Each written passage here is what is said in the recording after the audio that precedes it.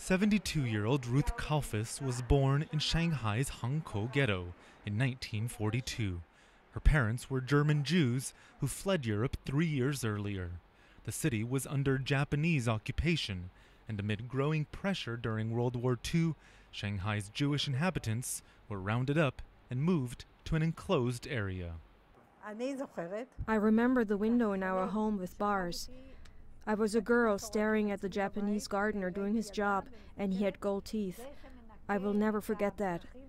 It was completely disturbing to me, but I also remember the ghetto in a positive way. When the Chinese would come in, they did nothing bad to us, only good things. But I will never forgive the Japanese.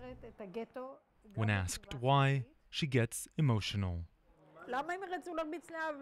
Why did they want to beat my father? Why did they want to hit my mother? Why didn't they let us out? Why did they close us in? We weren't in Germany. What was it all for?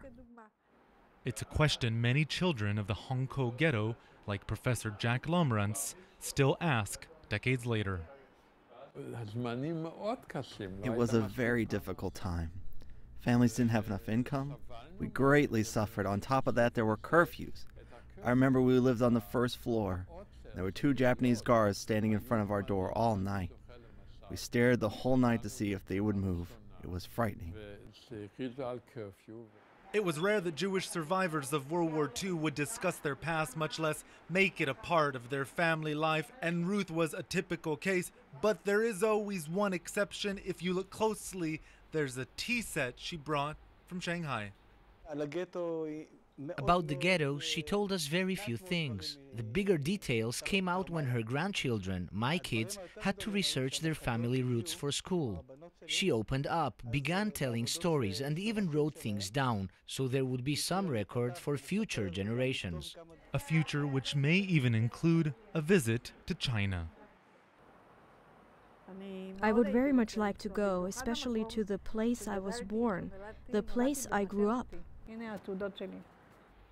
A place of memories, she says, of a childhood stolen. Roee Ruttenberg, CCTV, Tel Aviv.